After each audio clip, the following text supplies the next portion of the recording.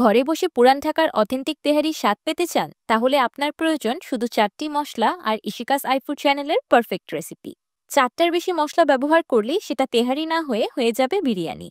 এইভাবে তেহারি বানিয়ে আপনি যাকেই খাওয়াবেন শুধু একটাই কথা বলবে, এই তেহারি কি পুরান ঢাকা থেকে কিনে নিয়ে এসেছো? আসসালামু আলাইকুম everyone, I am chef Ishika. Welcome back to iFood channel. Tehari রান্না শুরু করার আগেই আপনাদের পরিচয় করিয়ে দিই আমার প্রিমিয়াম জার্মানি সসপ্যানের সাথে। জার্মানি টেকনোলজি 316 গ্রেডের স্টেইনলেস স্টিল, সেই সাথে উপরে ও নিচে both side laser cut honeycomb pattern করা এই অসাধারণ কড়াইগুলোর কোনো তুলনাই হয় না। এগুলোতে খাবার একদমই লেগে যায় না, আপনি ইচ্ছে করলে তেল ছাড়াও রান্না করতে পারবেন।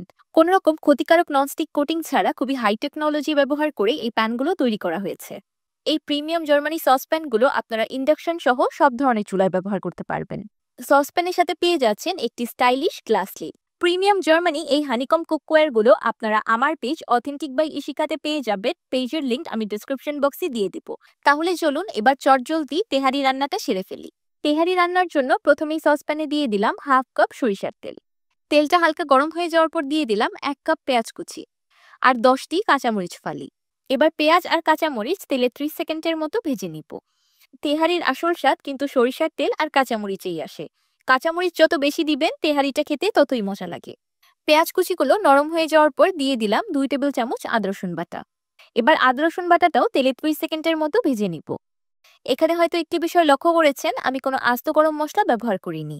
জি হ্যাঁ, তেহারি রান্নাতে কোনো রকম আস্ত গরম মশলা ব্যবহার করা হয় না। এবার দিয়ে দিব হাফ কাপ টক দই। আমি হাফ কাপ টক দই একটি বাটিতে ফেটিয়ে রেখেছিলাম। টক দই রান্নায় ব্যবহার করার আগে অবশ্যই ফেটিয়ে রাখবেন, এতে করে টক দইটা ছানা ছানা হয় না আর গ্রেভিটা সুন্দর হয়। অনেকেরই ধারণা পুরান ঢাকার অথেন্টিক তেহারি রান্নাতে টক দই ব্যবহার করা হয় না, কিন্তু এই ধারণাটা একদমই ভুল। অথেন্টিক স্বাদ পেতে হলে অবশ্যই টক দই ব্যবহার করতে হবে। আমি 1 কেজি গরুর মাংস ছোট ছোট তেহারির সাইজে কেটে নিয়েছি। আমি তেহারি রান্নাটার জন্য সলিড মাংসের পাশাপাশি হাড় আর চর্বিও ব্যবহার করছি। তেহারি রান্নার মাংস যদি হাড় চর্বিযুক্ত হয় তখন তেহারির স্বাদটা বেশি ভালো আসে। এবার কষানো মশলায় দিয়ে দিলাম মাংস। এখন মাংসগুলো মশলার সাথে কিছুক্ষণ কষিয়ে নিব। এখন মাংসে দিয়ে দিলাম 1 টেবিল চামচ ভাজা জিরার গুঁড়া। এবার জিরা গুঁড়াটাকেও মাংসের সাথে খুব ভালোভাবে মিশিয়ে নিব। এখন অ্যাড করব এই রান্নার জান প্রাণ, যেটা হলো তেহারি মশলা। তেহারি মশলা বানানোর জন্য আমি নিয়ে নিয়েছি 3 টুকরো জয়িত্রী, 6টি সবুজ এলাচ, 4 টুকরো দারুচিনি আর একটি আস্ত জয়ফল। জয়ফলটা দেখতে এমন কিছুটা কালো থাকে, এটার খোলসটাকে ভেঙে নিলে ভিতর থেকে সুপারির মতো একটা মশলা বের হয়। এবার এই সবগুলো আস্ত মশলা একসাথে খুব ভালোভাবে গ্রাইন্ড করে তেহারি মশলা তৈরি করে নিব। মশলাগুলো গ্রাইন্ড করার আগে গরম করা যাবে না বা ভাজা যাবে না, কাঁচা অবস্থায় গুঁড়ো করে নিতে হবে। তো তৈরি হয়ে গেল তেহারি মশলা। আমি যতটুকু মশলা তৈরি করেছিলাম এখানে আমি সম্পূর্ণটাই দিয়ে দিয়েছি। আজকে আমি আপনাদেরকে তেহারি মশলার যেই পরিমাপটা বলেছি সেটা 1 কেজি মাংসের জন্য ব্যবহার করতে হবে। এর থেকে সহজ ও মজাদার তেহারি রেসিপি দ্বিতীয়টি হয় না। মানে এত কম সময়ে ও কম মশলায় যদি তেহারি রান্না করা যায় তাহলে তেহারি রান্না করা নিয়ে আর কোনো টেনশন করতে হবে না। তেহারি রান্নায় একদম সিম্পল মিনিমাল মশলা ব্যবহার করা হয়, এতে করেই তেহারির অথেন্টিক স্বাদ পাওয়া যায়। এবার দিয়ে দিলাম 1 টেবিল চামচ বা স্বাদ মতো লবণ। মাংস থেকে যে পানিটা উঠেছে এই পানিতেই আমি মাংসগুলোকে সম্পূর্ণ কষিয়ে নিব। পানিটা সম্পূর্ণ শুকিয়ে তেল উপরে ভেসে উঠেছে আর সেই সাথে মাংসগুলো মশলার সাথে খুব ভালো মতো কষানো হয়ে গিয়েছে। এবার মাংসগুলোকে সিদ্ধ করার জন্য দিয়ে দিচ্ছি 1 লিটার বা 4 কাপ ফুটন্ত গরম পানি। এখানে অবশ্যই গরম পানি ব্যবহার করতে হবে, ঠান্ডা পানি বা রুম তাপমাত্রায় থাকা পানি ব্যবহার করা যাবে না। যদি গরম পানি ব্যবহার করেন মাংসগুলো খুব দ্রুত সিদ্ধ হয়ে যাবে, আর ঠান্ডা পানি ব্যবহার করলে মাংসের ভিতরে রগগুলো শক্ত হয়ে যাবে, তখন মাংস আর সিদ্ধ হতে চাইবে না। আমি তেহারির মাংসগুলোকে ঢেকে সিদ্ধ করে নিয়েছি আর মাঝে মাঝে নেড়ে দিয়েছি। এই পর্যায়ে পানিটা শুকিয়ে অর্ধেক হয়ে গিয়েছে। এখন অ্যাড করে দিব ছোট ছোট গোল আলু। তেহারিতে কিছু আলু অ্যাড করলে তখন স্বাদ 10 গুণ বেড়ে যায়। তাই চেষ্টা করবেন এই ছোট ছোট গোল আলুগুলোই ব্যবহার করার। তারপরে যদি এগুলো হাতের কাছে না পান, বড় আলু ছোট করে কেটেও ব্যবহার করা যাবে। আমি আলুগুলো এই পর্যায়ে অ্যাড করেছি যেন মাংসের সাথে সম্পূর্ণ সিদ্ধ হয়ে যায়। সম্পূর্ণ পানি শুকিয়ে গিয়েছে আর মশলাটাও ভুনা ভুনা হয়ে তেল উপরে ভেসে উঠেছে। এই পর্যায়ে তেহারির মাংস আর গ্রেভিটা দেখতে কতটা বেশি লোভনীয় লাগছে, তাই না? আমি মেজারমেন্ট কাপে 3 কাপ চিনি গুঁড়া পোলাওয়ের চাল ভালো মতো ধুয়ে পানি ঝরিয়ে রেখেছিলাম। দেখতেই পাচ্ছেন এই পর্যায়ে চালগুলো অলমোস্ট শুকনো হয়ে গিয়েছে। এখন চালটা মাংসে অ্যাড করে দিব।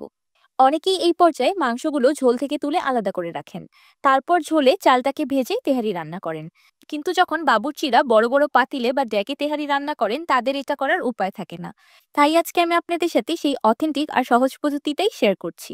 আমি চালগুলোকে মশলার সাথে 1 মিনিটের মতো ভেজে নিয়েছি। এবার 3 কাপ চালের জন্য আমি 4.5 কাপ ফুটন্ত গরম পানি অ্যাড করে দিলাম। এই সময় চুলার ফ্লেমটা হাইতে থাকবে, কোনো মতেই কমানো যাবে না। এবার দিয়ে দিলাম স্বাদ মতো আস্ত কাঁচামরিচ আর 1 টেবিল চামচ বা স্বাদ মতো লবণ। একদম পুরান ঢাকার রেস্টুরেন্টের ফ্লেভার আনার জন্য দিয়ে দিচ্ছি 1 চা চামচ গোলাপ জল আর 1 চা চামচ কেওড়া জল। অথেন্টিক রেসিপিতে কিন্তু এই দুটোই ব্যবহার করা হয়। পানিটা শুকিয়ে চাল বরাবর চলে এসেছে। এবার চুলার ফ্লেমটাকে একদম লো করে তেহারিটাকে দমে দিয়ে দিব 5 মিনিটের মতো। এমন ছিদ্রযুক্ত ঢাকনা হলে অবশ্যই বন্ধ করে দিতে হবে। 5 মিনিট পর দেখতেই পাচ্ছেন সব পানি টেনে গিয়েছে আর চালগুলোও খুব সুন্দরভাবে ফুটে গিয়েছে। এবার তেহারিটাকে উল্টে নিচের চালগুলো উপরে আর উপরের চালগুলো নিচে দিয়ে দিব। মাশাআল্লাহ, দেখেই বুঝতে পারছেন কত দারুণ সুন্দর ঝরঝরে একটা তেহারি হয়েছে। এখন দুটি সিক্রেট উপকরণ অ্যাড করব, যেটা অনেকেই শেয়ার করে না কিন্তু বাবুর্চিরা দিয়ে থাকে। দিয়ে দিলাম 1 চা চামচ চিনি আর 1 চা চামচ এমএসজি বা টেস্টিং সল্ট। যেহেতু আমি প্রথমেই বলেছি আপনাদের সাথে একদম পুরান ঢাকার রেস্টুরেন্টের রেসিপিটা শেয়ার করব, তাই আমি এখানে টেস্টিং সল্ট ব্যবহার করেছি, কারণ সেখানেও করা হয়। এখন এটা আপনাদের ইচ্ছা, আপনারা বাসায় তৈরি করলে টেস্টিং সল্ট ব্যবহার করবেন কি করবেন না। চিনিটা অবশ্যই সবগুলো চাল ফুটে যাওয়ার পর ব্যবহার করতে হবে। যদি আগেই ব্যবহার করেন তাহলে চালগুলো সুন্দর মতো ফুটবে না। আর 1 চামচ চিনি অ্যাড করাতে আবার বলবেন না যে এটা মিষ্টি হয়ে যাবে বা ডায়াবেটিক পেশেন্টরা খেতে পারবে না। এখন তেহারিটাকে আবারও গোল করে দমে দিয়ে দিব 5 মিনিটের মতো। তো তৈরি হয়ে গেল পুরান ঢাকার রেস্টুরেন্ট স্টাইল তেহারি। আপনারা যারা পাকা রাঁধুনি আছেন তারা রান্নার কালার আর ধরন দেখলেই বুঝতে পারেন কেমন হয়েছে। তাই আমার মুখে বলার কোনোই প্রয়োজন নেই যে তেহারিটার স্বাদ কেমন হবে। আর সেই সাথে আপনারা চালগুলো লক্ষ্য করলে দেখতে পারবেন প্রত্যেকটি চাল একদম আস্ত আছে, একটি চালও ভেঙে যায়নি। চিনিগুড়া পোলাওয়ের চাল ছোট ও চিকন ধরনের হয়ে থাকে, কিন্তু অনেকেই তেহারি বা বিরিয়ানি রান্না করলে দেখবেন চালগুলো ফেটে মোটা হয়ে যায়। কিন্তু আমি আপনাদেরকে যেই পরিমাপে তেহারিটা রান্না করে দেখিয়েছি, চালগুলো পারফেক্টলি সিদ্ধ হয়েছে, একটি চালও ওভারকুক হয়নি বা ফেটে যায়নি। তাই আপনাদের কাছে আমার রিকোয়েস্ট থাকবে, আপনারা অবশ্যই এই রেসিপিটি বাসায় একবার বানিয়ে খাবেন, তারপর আমাকে কমেন্ট করে জানাবেন আপনাদের কাছে কেমন লাগলো। তেহারি কিন্তু বোরহানি ছাড়া ইনকমপ্লিট। গরম গরম 1 প্লেট তেহারির পাশে 1 গ্লাস ঠান্ডা ঠান্ডা বোরহানি থাকলে আর কিছুই লাগে না।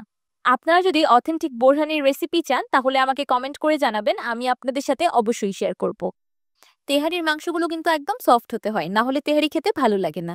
তাই দেখতেই পাচ্ছেন মাংসগুলো আমি কত সফট করেছি, ধরার সাথে সাথেই খুলে যাচ্ছে। আর আলুটাও একদম পারফেক্ট সিদ্ধ হয়েছে, ভেঙে যায়নি বা গলে যায়নি।